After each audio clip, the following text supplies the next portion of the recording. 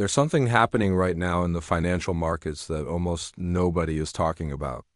And the people who are aware of it, the people who see what's coming, they're not saying anything publicly because they're too busy preparing. While everyone else is celebrating stock market highs and acting like everything's fine, the smart money is quietly moving to the sidelines.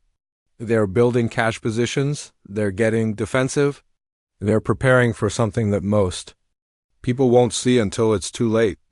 And here's what should terrify you. Every single indicator that preceded the last 3 major market crashes is flashing red right now. Not 1 or 2 indicators, all of them. The warning signs are everywhere if you know where to look. And yet, financial media is telling you to stay invested, to buy the dip, to not worry about valuations. They're telling you everything is different this time, but it's not different. It never is.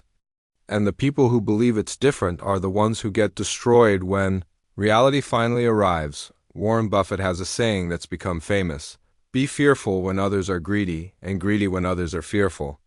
Right now, everyone is greedy. Retail investors are piling into stocks at a pace we haven't seen since the dot-com bubble. Options trading has exploded. People are buying things they don't understand because they've been going up.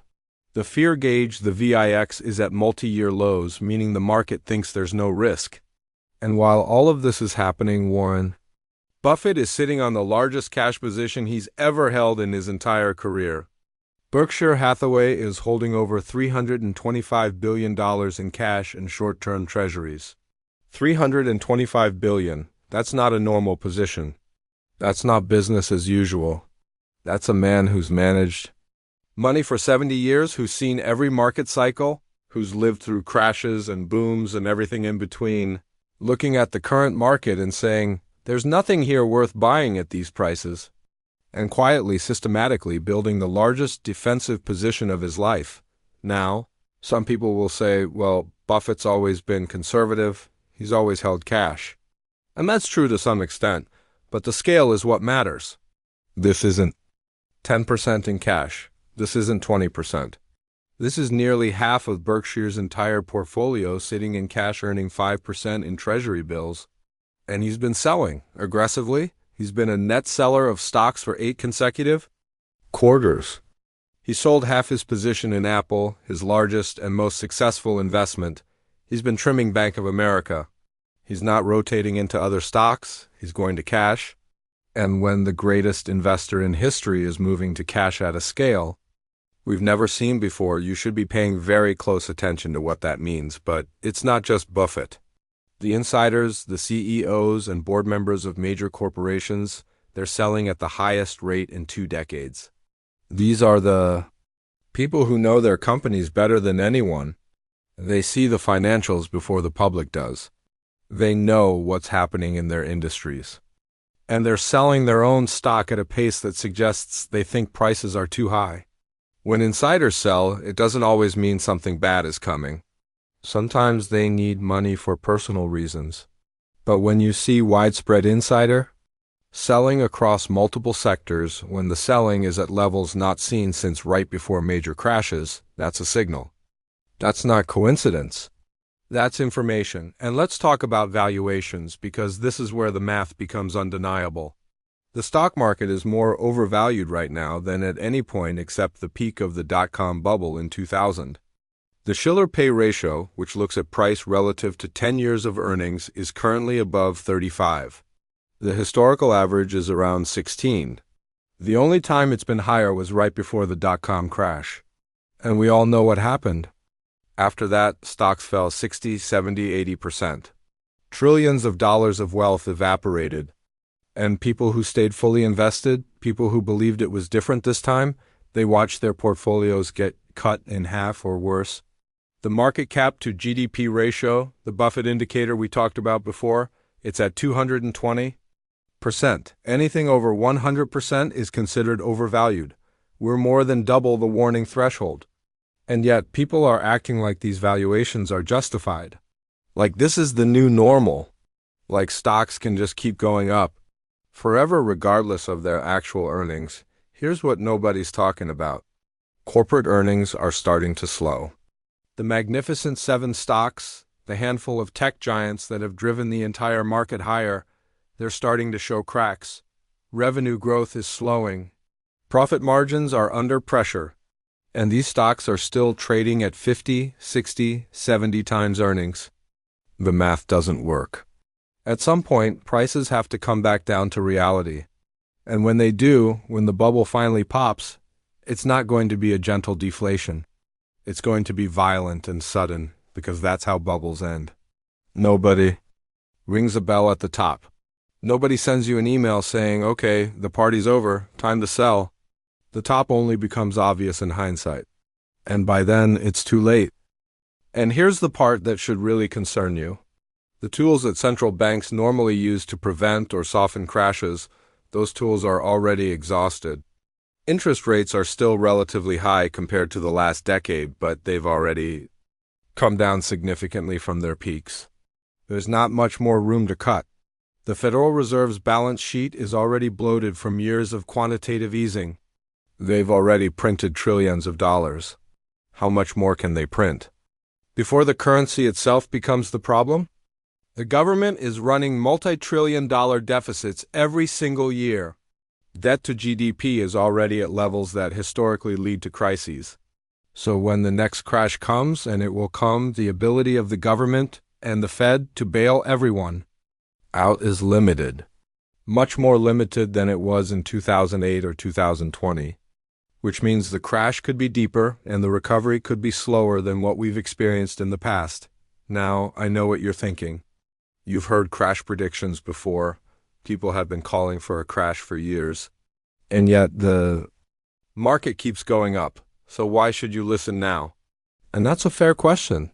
The market has been defying gravity for longer than many people expected. But here's the thing about bubbles. They always last longer than rational analysis suggests they should. People said the housing market was overvalued in 2005, and they were right. But the crash didn't come until 2007, 2008. People who got defensive too early felt stupid for years as prices kept rising.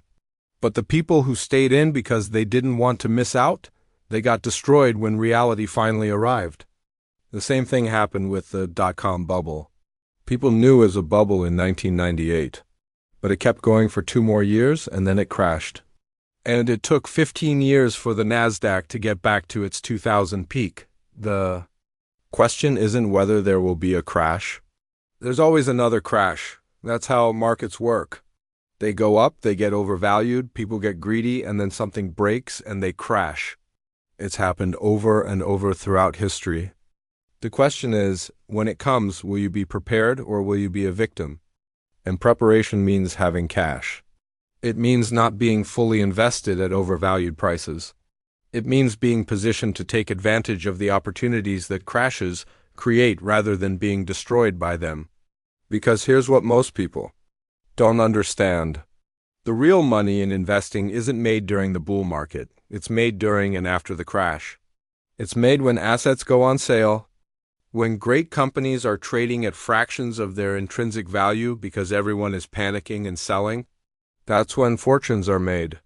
But you can only take advantage of those opportunities if you have cash. If you're fully invested.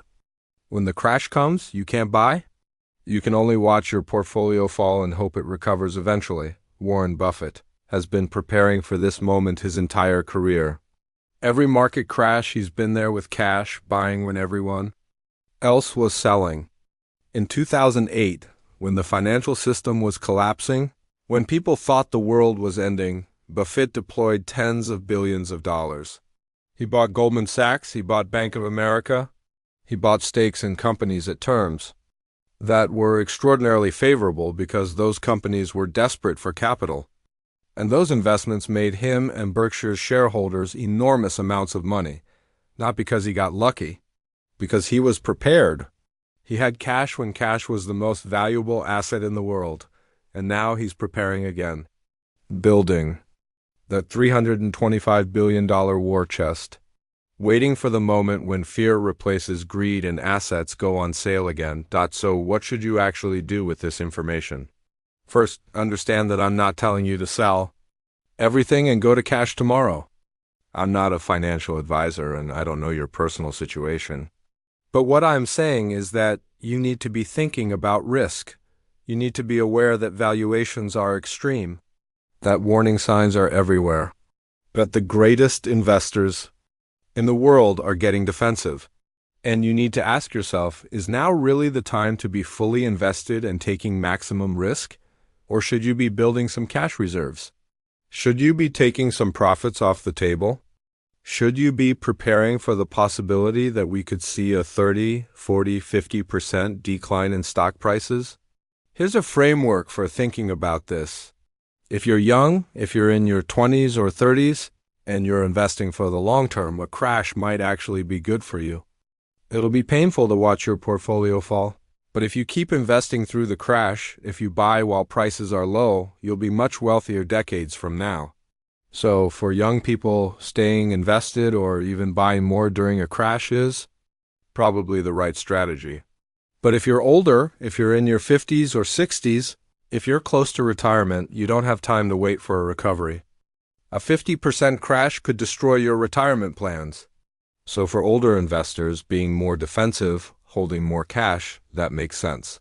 Not because you're trying to perfectly time the market, but because you're managing risk appropriate to your situation. And even if you're young, even if you have time, holding some cash right now isn't necessarily wrong, because cash gives you options. It gives you the ability to invest when opportunities arise. It gives you the ability to weather a storm without being forced to sell at the worst possible time. Most people approach investing backwards. They're fully invested all the time, and then when a crash happens, they panic and sell at the bottom because they need money or they can't handle watching their portfolio fall. But if you have cash reserves, if you have 6 months or a year of expenses saved, if you have dry powder ready to deploy, you don't panic. You don't sell. In fact, you buy. You take advantage of the fear and chaos to pick up great assets at discount prices. Let me be very specific about what the warning signs are telling us right now. First, the yield curve, the relationship between short-term and long-term interest rates. When short-term rates are higher than long-term rates, that's called an inverted yield curve, and it's one of the most reliable recession indicators we have. Every recession in the last 50 years was preceded by an inverted yield curve, and we just experienced one of the longest inversions in history. The curve has recently normalized, which historically means the recession is imminent. Not months away, weeks or months. The inversion is the warning. The uninversion is the trigger. Second, consumer debt is at all-time highs. Credit card balances are at records. Delinquencies are rising. Auto loan defaults are rising. Student loan payments resumed and people are struggling. When consumers are maxed out on debt, they stop spending. And consumer spending is 70% of the economy. If consumers pull back, earnings fall. If earnings fall, stock prices fall. It's that simple. And all the data suggests consumers are running out of rope. Third, commercial real estate is in crisis. Office buildings are empty. Vacancy rates are at historic highs. Property values have fallen 30, 40, 50% in some markets. And banks, regional banks especially, they're sitting on billions of dollars of commercial real estate loans that are underwater. These banks are pretending everything is fine. They're carrying these loans at full value on their balance sheets because they haven't been forced to recognize the losses yet. But at some point, reality catches up. At some point, borrowers default. Properties get foreclosed. Banks have to mark down the value. And when that happens, you could see a wave of bank failures similar to what we saw in the early stages of 2008. Silicon Valley Bank was just the beginning. There are hundreds of regional banks with similar problems. They're just hiding it for now. Fourth, corporate debt is at extreme levels. Companies borrowed massive amounts of money when interest rates were near zero, and now those loans are coming due. They need to refinance at much higher rates, which means their interest expense is going to explode, which means less money for everything else, less money for growth, less money for stock buybacks, less money for dividends, and for companies that are already struggling, companies that, were only viable because money was free, higher interest rates are a death sentence, we're going to see a wave of corporate bankruptcies. It's already starting. And when large companies start failing, when household names start filing for bankruptcy, that's when the market really panics. And fifth, geopolitical risks are escalating. Wars, trade tensions, political instability. These things don't directly cause market crashes, but they create uncertainty. And markets hate uncertainty. When uncertainty rises, when investors get nervous, they demand higher returns to compensate for the risk, which means they're willing to pay lower prices for assets, which means valuations fall. We're living in one of the most uncertain geopolitical environments in decades. And yet the market is priced for perfection, priced like nothing can go wrong. That's a recipe for disaster. Now, here's what I want you to understand about crashes. They don't happen gradually. They happen suddenly. You don't get weeks of warning. You get days or hours. The market can be at all-time highs on Monday and down 10% by Friday, down 20% within 2 weeks, down 40% within 2 months. That's how fast it happens. And during that initial panic, you can't do anything. You can't think clearly. You can't execute a plan. You just react. And most people's reaction is wrong. They panic. They sell. They lock in losses. The only way to handle a crash is to have a plan before it happens. And the only plan that works is to have cash reserves and to have decided in advance that you're not going to panic sell, that you're going to stay calm and potentially buy. Warren Buffett has a quote that's relevant. Here, he says, "Only when the tide goes out do you discover who's been swimming naked. Right now, the tide is high. Everyone looks like a genius. Everyone's portfolio is up. Everyone's strategy seems to be working. But when the crash comes, when the tide goes out, you're going to find out who was actually prepared and who was just getting lucky. The people swimming naked, the people who are over-leveraged, who are in speculative investments they don't understand, who have no cash reserves, they're going to be exposed. And it's going to be brutal. So here's my specific recommendation. And again, this is educational, not financial advice. Build cash. If you're fully invested right now, consider taking some profits. Not everything, but maybe 10%, maybe 20%. Move it to cash or short-term treasury bills where it can earn 5% risk-free while you wait.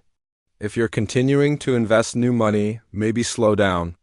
Maybe hold more of your paycheck in cash rather than automatically investing it. You're not trying to time the perfect top. You're just being cautious. You're acknowledging that valuations are extreme and that having some dry powder might be smart. And if I'm wrong, if the market keeps going up for another year or two, you'll miss out on some gains. That's the cost. But if I'm right, if we do see a major crash, you'll be positioned to take advantage. You'll have cash to invest when assets are cheap. You'll be able to buy while everyone else is being forced to sell. And here's the thing that people miss. The opportunity cost of being slightly too defensive is missing out on some gains. The opportunity cost of being too aggressive is losing decades of wealth. Those aren't symmetrical risks. Being wrong by being too cautious costs you potential profits. Being wrong by being too aggressive costs you actual capital. And it's much harder to recover from losses than people realize. If your portfolio falls 50%, you need a 100% gain just to get back to even. And that can take years or even decades depending on when you started. The smart play right now, the play that Buffett is making is to be defensive, to build cash, to wait for better opportunities. Not because you think you can perfectly time the market, but because the risk-reward is terrible right now. You're paying extreme prices for assets with limited upside and massive downside. That's not a good bet. The good bet is to wait, to be patient, to hold cash even though it feels boring.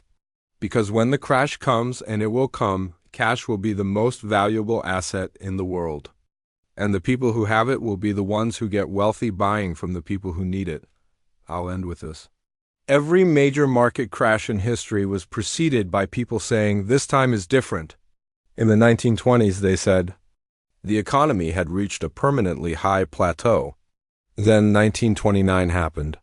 In the late 90s, they said the internet changed everything and valuations didn't matter. Then the dot-com crash happened. In 2006, they said, housing prices never go down nationally. Then 2008 happened. Right now, people are saying artificial intelligence changes everything. That tech companies deserve infinite valuations because they'll dominate the future. That the Fed won't let the market crash. That we've learned from past mistakes. But we haven't. Human nature doesn't change. Greed and fear don't change. And the laws of economics don't change. Trees don't grow to the sky. Valuations matter. And crashes happen, always have, always will. The question is whether you'll be prepared when this one arrives. Hold cash. Be patient. And when everyone else is panicking and selling, be ready to buy. That's how real wealth is built. Not by chasing prices higher, but by having capital when capital is scarce. When fear is at its peak and opportunity is at its maximum. That moment is coming. Make sure you're ready.